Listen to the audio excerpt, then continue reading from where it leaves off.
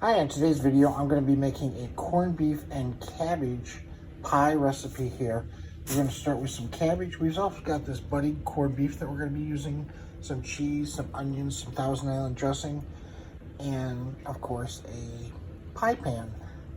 Let me start by showing you the first thing. I am going to cut up the cabbage. We're just going to cut it up in chunks here. Going to use about 4 cups of cabbage, which is about a half of a head of cabbage, depending on the size you have of cabbage. Next, in an electric skillet or pot on your stovetop, you're going to melt 1 stick of butter. To the butter, we're going to go ahead and add the cabbage that I've chopped up here. And we're going to add in 1 whole onion, which I have diced up here.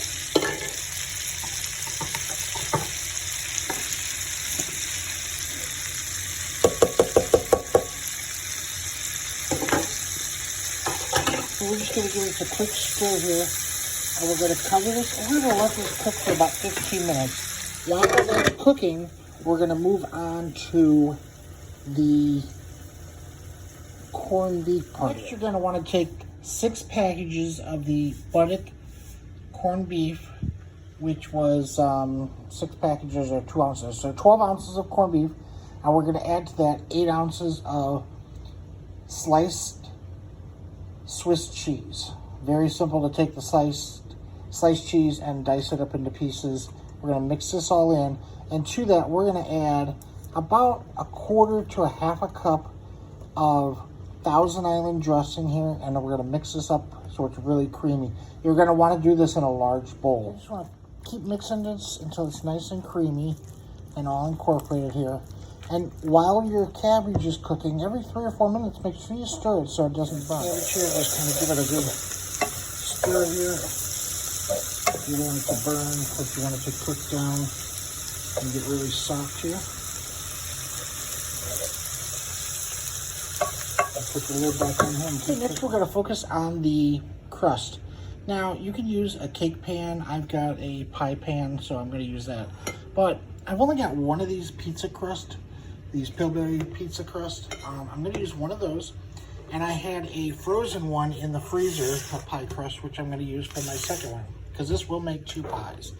So we're just going to open this up, and we are going to roll it out, spread it out, put it into the pan here.